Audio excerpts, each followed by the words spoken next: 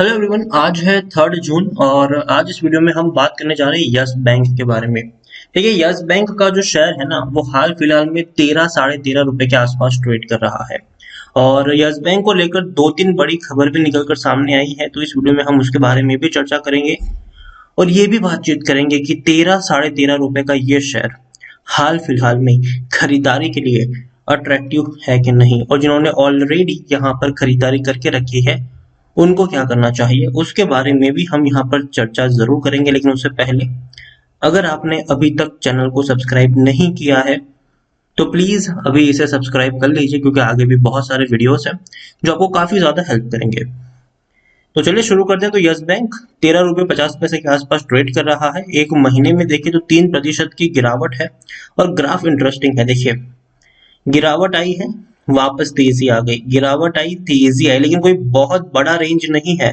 पिछले एक महीने में अगर हम देखने की कोशिश करें तो 13 रुपए के आसपास ही ये शेयर घूम रहा है। 1 रुपए का भी प्राइस रेंज नहीं है, 78 पैसे का प्राइस रेंज है।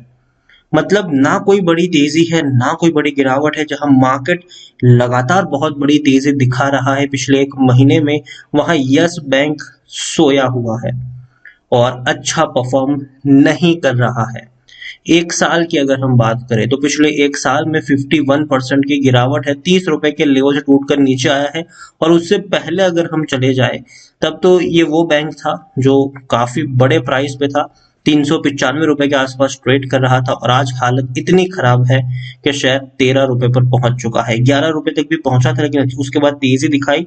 लेकिन अब धीरे धीरे अगर देखें तो प्रेशर जरूर है इस बैंक के ऊपर।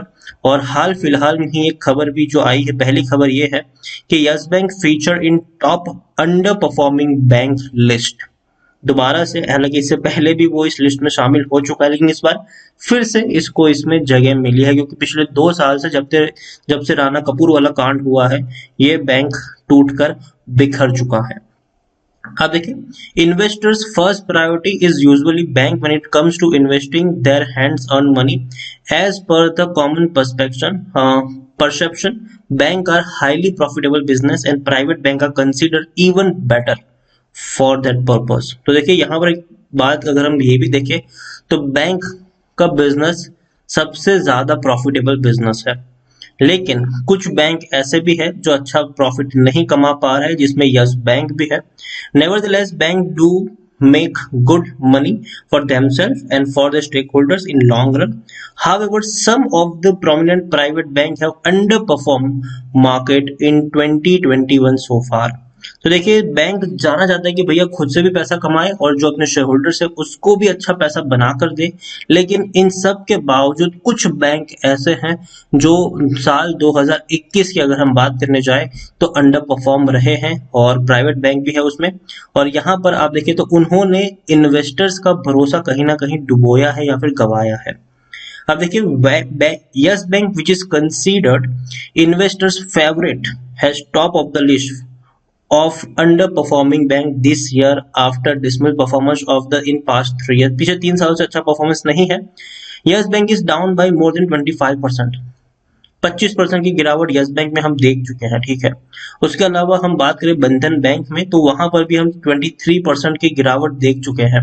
कोटक महिंद्रा बैंक में भी 9.5% के आसपास गिरावट हमें देखने को मिली। मतलब साल 2021 की हम बात करें, ठीक है, जनवरी से लेकर अब तक की। ठीक है, तो इन सब में अगर हम देखें तो यस बैंक ने सबसे ज्यादा लोगों को चोट पहुंचाई है 25% की गिरावट के साथ।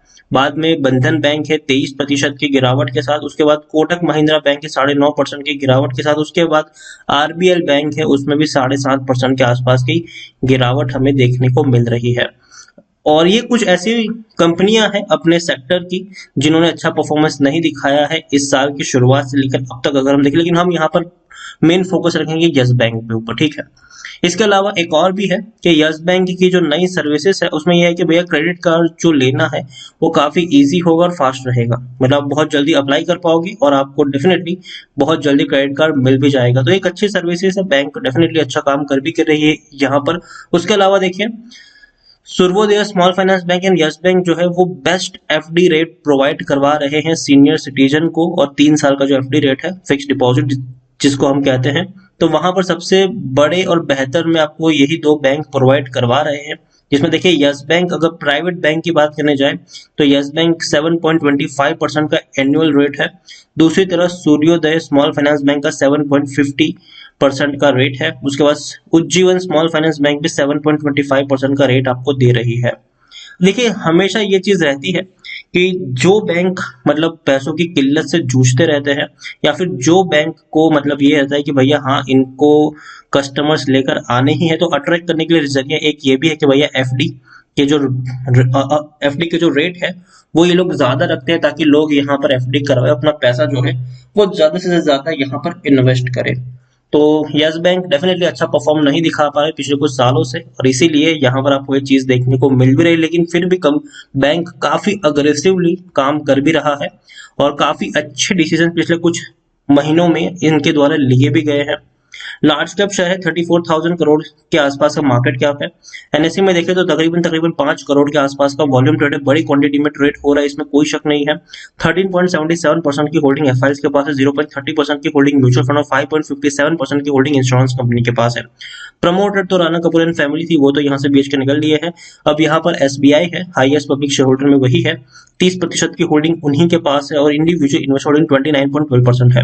एसबीआई के अलावा कई सारी और बैंक है जिनके पास यस बैंक की काफी सारी होल्डिंग देखने को मिल रही है, क्योंकि उन्होंने भी यस बैंक को रेस्क्यू करने में मदद करी थी। क्योंकि देखिए यस बैंक अगर डूब जाता ना, इतना बड़ा बैंक, तो लोगों का ना बैंकिंग सिस्टम से भरोसा उठ जाता, तो लोग अपना पैसा बैंक की जगह घर में रखना ज्यादा पसंद करते हैं। ये कुछ एक छोटा सा पर्सपेक्टिव है। देखिए बैंकिंग सिस्टम पे भरोसा बनाए रखने के लिए बैंकों का न डूबना सबसे ज्यादा जरूरी है, और इसीलिए आरबीआई ने इनको बचाया था। स्टेट बैंक ऑफ इंडिया को बोला कि भैया इंटरवीन करिए, यहाँ पर बचा लीजिए इस बैंक को। टेक्निकल रेटिंग अभी भी न्यूट्रल है, क्योंकि देखिए अभी भी कोई ऐसा कोई बड़ा कोई चमत्कार किया नहीं है। हो सकता है कि एक महीने तक शेयर इसी के आसपास नजर आए, जो पिछले एक महीने से नजर आ भी रहा है। ठीक है, 13 रुपए के आसपास ही है, 13 रुपए 13 पैसे का लो है और 13 रुपए 90 पैसे का हाई है। तो देखिए इसी के आसपास है। ठीक है, यहाँ पर देखने की कोशिश करें तो according to Moneycontrol user 77% लोग खरीदने की सलाह दे रहे हैं, 12% लोग बेचने की बात करें और 11% लोग यहाँ पर होल्ड करने की नसीहत आपको दे रहे हैं। बैंक की मैं बात करूं, देखिए इस बार जो गिरावट की सबसे बड़ी वजह थी वो यही थी कि इनका रेवेन्यू तो चलो थोड़ा कम था, लेकिन दिक्कत हो रही थी, लेकिन दिक्कत ये थी कि प्रॉफिट में करने की जगह बड़ा नुकसान इन्होंने दिखाया था। 3,800 करोड़ के आसपास का लॉस हुआ था इन्हें, और ये डेफिनेटली एक अच्छी खबर तो नहीं थी इनके लिए, और इसीलिए शेयर टूट गया यहाँ पर। क्योंकि देखिए स्ट्रेस लोन बुक ज्यादा है, और पिछले जब दिसंबर क्वार्टर के रिजल्ट आए थे तब भी मैंने आपको कहा था कि देखिए मार्च के नतीजे जो है वो उतने अच्छे नहीं आने वाले, क्योंकि स्ट्रेस लोन बुक ज्यादा है, और इवन जून के भी असर कर सकते हैं रिजल्ट्स।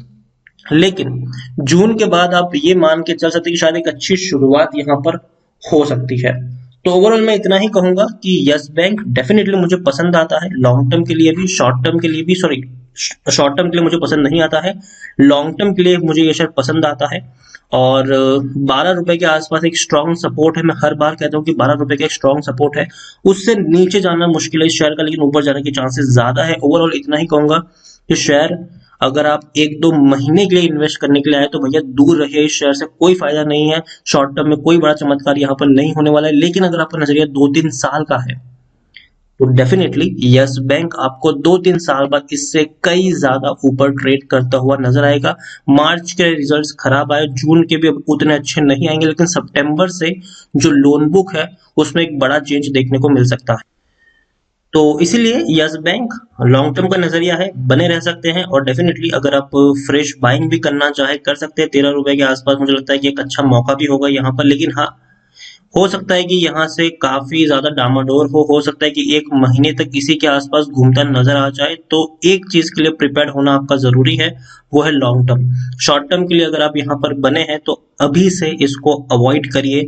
शॉर्ट टर्म में कोई बड़ा चमत्कार नहीं होगा, असली जो खेल यहाँ पर आपको देखने को मिलेगा वो 2 महीने बाद का होगा। क्योंकि देखिए एक बार जून के रिजल्ट्स आएंगे, वो भी उतने अच्छे नहीं होंगे, लेकिन थोड़े से बेटर आप एक्सपेक्ट कर सकते हैं मार्च के मुकाबले। लेकिन उसके बाद के जो रिजल्ट्स होंगे वो काफी बेहतर होंगे, क्योंकि बैंक ने काफी सारे चेंजेस भी किए हैं, जिसके बारे में ऑलरेडी मैं पिछले वीडियोस में काफी कुछ बता चुका हूं।